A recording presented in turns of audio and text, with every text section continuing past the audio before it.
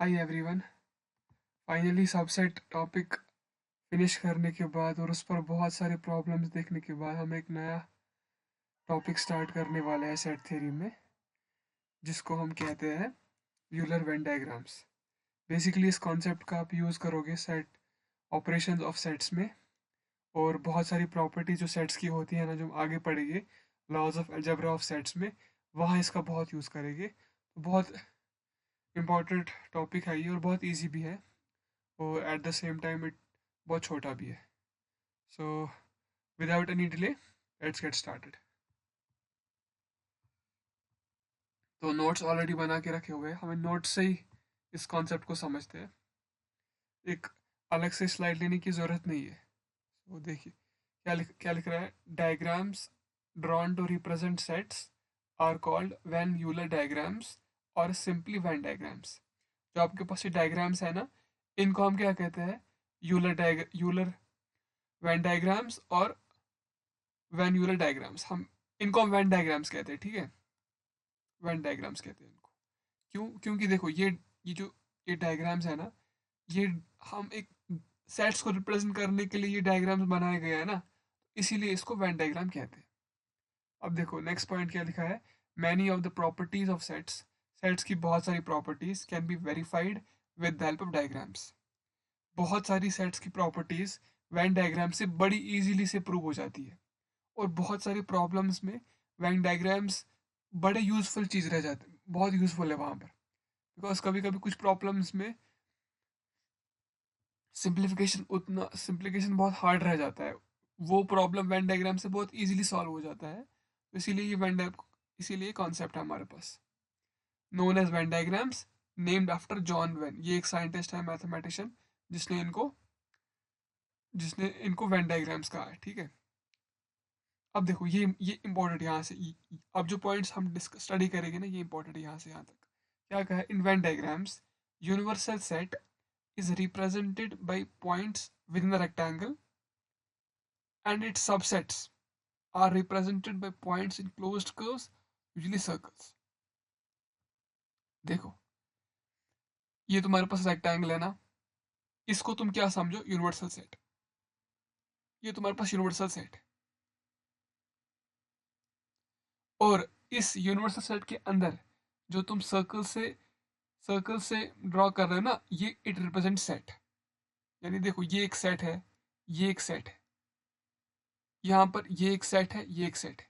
मतलब तुम्हारा तुम्हारा रेक्टेंगल यूनिवर्सल सेट है, और उसके अंदर जो मैंने सर्कल से ड्रॉ किया है ना, वो सेट है। अब देखो हमने जब यूनिवर्सल सेट पढ़ा था ना, हमने वहां क्या पढ़ा था? एक ऐसा set that contains every set in a given context, उसी को हम कहते हैं यूनिवर्सल सेट। इसको हम रेक्टेंगल को हमने क्यों कहा यूनिवर्सल सेट? बिकॉज ये ए को भी कंटेन करता है, बी को भी कंटेन करता है। और यहाँ पर भी देखो आप कर रहे हैं ना कंटेन ए और बी को, यहाँ पर भी ये यहाँ पर लिखा है कि इन वेन डायग्राम्स यूनिवर्सल सेट को हम रिप्रेजेंट करते हैं रेक्टेंगल से, और जो उसके सबसेट होते हैं, यानी यूनिवर्सल सेट जिसको कंटेन करता है, वो उसके अंदर ड्रॉ किया जाता है, रेक्टेंगल के अंदर ड्रॉ किया जाता है। रेक्टेंगल तुम्हारा यूनिवर्सल सेट रहा, और उसके जितने भी सबसेट्स हैं वो उस रेक्टेंगल के अंदर ड्रॉ किए जाते हैं, ठीक है। अब देखो ये पॉइंट क्या है। If set A is a subset of set B, अगर सेट ए सेट बी का सबसेट है, मतलब क्या है? सेट ए का हर एलिमेंट सेट बी में प्रेजेंट है, then the circle representing A is drawn inside the circle. अगर मुझे इसको रिप्रेजेंट करना है, ये वाला है ना स्टेटमेंट, इसको मुझे वेन डायग्राम से रिप्रेजेंट करना है, मैं कैसे करूंगा? तो क्योंकि सेट ए का हर एलिमेंट सेट बी के अंदर है, तो सेट बी कंटेन कर रहा है ना सेट ए को, तो सेट ए है ना, हमको तो पता है दोनों सर्कल से तुम रिप्रेजेंट करोगे, लेकिन बाहर कौन आएगा, अंदर कौन आएगा? अब बिकॉज सेट ए का हर एलिमेंट सेट बी के अंदर है, तो सेट ए तुम सेट बी के अंदर ड्रॉ करोगे, ठीक है। और ये उसकी रिप्रेजेंटेशन, ये है ना पहला स्टेटमेंट। इसकी इसका वेन डायग्राम तुमने ये ड्रॉ किया है। यहाँ में देखो यू तुम्हारा क्या रहा? Universal set. और बिकॉज ए बी का सबसेट था, हमने इसीलिए ए वाले सेट को बी के अंदर ड्रॉ किया है। अब देखो, if set A and B are not equal, यानी सेट ए में कुछ और एलिमेंट्स है, सेट बी में कुछ और एलिमेंट कॉमन नहीं है उसमें, मतलब इक्वल नहीं है दो सेट्स, सिर्फ उनमें कुछ कॉमन एलिमेंट्स है। हमारे पास दो सेट ए और बी है जिसमें वो इक्वल नहीं है, मतलब जो एलिमेंट सब ए के हर एलिमेंट बी में नहीं है या बी का हर एलिमेंट ए में नहीं है, लेकिन कुछ कॉमन एलिमेंट्स है। तो अगर मुझे उसको रिप्रेजेंट करना है ना वेन डायग्राम से, ऐसे करूंगा। देखो, ये तुम्हें ओवरलैपिंग, ये इंटरसेक्टिंग क्या बता रहा, ए के कुछ एलिमेंट्स और बी के कुछ एलिमेंट्स दे आर कॉमन। और अगर हमारे पास दो सेट्स हैं जिनमें कुछ भी कॉमन नहीं है, मतलब ए में कुछ एलिमेंट्स है, बी में कुछ, और उनको हम कहते हैं डिसजॉइंट सेट्स, यहाँ पढ़ेंगे ऑपरेशन इन सेट्स में। तो उनको हम रिप्रेजेंट कैसे करते हैं, नॉन इंटरसेक्टिंग सर्कल से, ऐसे। ये डायग्राम, तुम्हें इस डायग्राम को देख के तुम्हें क्या समझ आता है कि ए हमारे पास, ए सेट और बी सेट में कोई एलिमेंट कॉमन नहीं है। तो अगर मुझे इस लेक्चर की समरी देनी होगी ना, आई वुड, उसको मैं ऐसे दूंगा, उसको, एक मिनट, देखिए, देखो, देखो, अगर हमारे पास दो सेट्स है एक्स और वाई, एक पॉसिबिलिटी क्या है ना, एक्स और वाई, एक्स है ना, एक्स वाई का सबसेट है। तो उसको अगर मुझे ड्रॉ करना होगा ना वेन डायग्राम से, तुम्हारा यूनिवर्सल सेट, उसको तुम ड्रॉ करोगे रेक्टेंगल से। अब एक्स और वाई दोनों सेट्स है ना, तो इनको मैं रिप्रेजेंट करूंगा सर्कल से। अब बिकॉज एक्स वाई का सबसेट है, तो ये तुम्हारा वाई बाहर आएगा और ये तुम्हारा एक्स अंदर आएगा। ठीक है, ये एक पॉसिबिलिटी है मेरे पास, अगर मेरे पास एक्स और वाई दो सेट्स है और एक्स वाई का सबसेट है, तो वेन डायग्राम से मैं कैसे रिप्रेजेंट करूंगा उसको, ऐसे करोगे। दूसरी पॉसिबिलिटी क्या है ना, एक्स,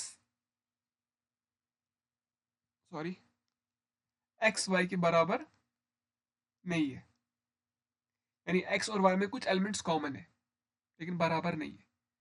तो हमको तो पता है, अब तुम्हारा यूनिवर्सल सेट, उसको हम ड्रॉ करेंगे, रिप्रेजेंट करेंगे रेक्टेंगल से, और एक्स और वाई को हम ऐसे रिप्रेजेंट करेंगे, ये तुम्हारा एक्स रहा और ये तुम्हारा वाई रहा।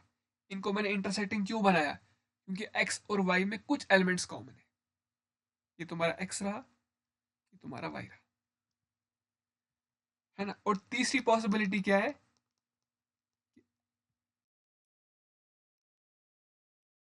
एक्स और Y have no elements in common, उनमें कोई एलिमेंट कॉमन नहीं है। और उसको मैं रिप्रेजेंट कैसे करूंगा, तुम्हारा यूनिवर्सल सेट, इसको हम रिप्रेजेंट करते हैं रेक्टेंगल से, यू लिखा। कुछ बुक्स एक्स लिखते हैं, कुछ बुक्स ई लिखते हैं, लेकिन फर्क नहीं पड़ता, हम यू लिखते हैं। अब देखो, एक्स और वाई दो सेट्स है ना, मुझे रिप्रेजेंट करना है, कैसे करूंगा इनको, बिकॉज एक्स और वाई में कोई एलिमेंट कॉमन नहीं है, so I will draw two non overlapping, non intersecting circles. Overlap नहीं कर रहे, जो इंटरसेक्ट नहीं कर रहे, ये तुम्हारा एक्स रहा, ये तुम्हारा वाई रहा। आई होप तुमको ये लेक्चर समझ आया होगा। अगर समझ, तुम फिर से इसको, इस लेक्चर को देखो, आई होप तुम्हें समझ आ गया होगा, लेकिन फिर भी इसको आप रिविजिट कर सकते हैं, बहुत इजी टॉपिक था। अब अगले लेक्चर में हम देखेंगे, now next lecture we will start operations on sets. ठीक है, तो इस लेक्चर के लिए इतना ही रखते हैं। तो प्लीज़ चैनल को लाइक कीजिए, सॉरी, वीडियो को लाइक कीजिए, चैनल को सब्सक्राइब कीजिए, अपने दोस्तों के साथ शेयर कीजिए। तो इस लेक्चर के लिए इतना ही रखते हैं। Thank you for the lecture.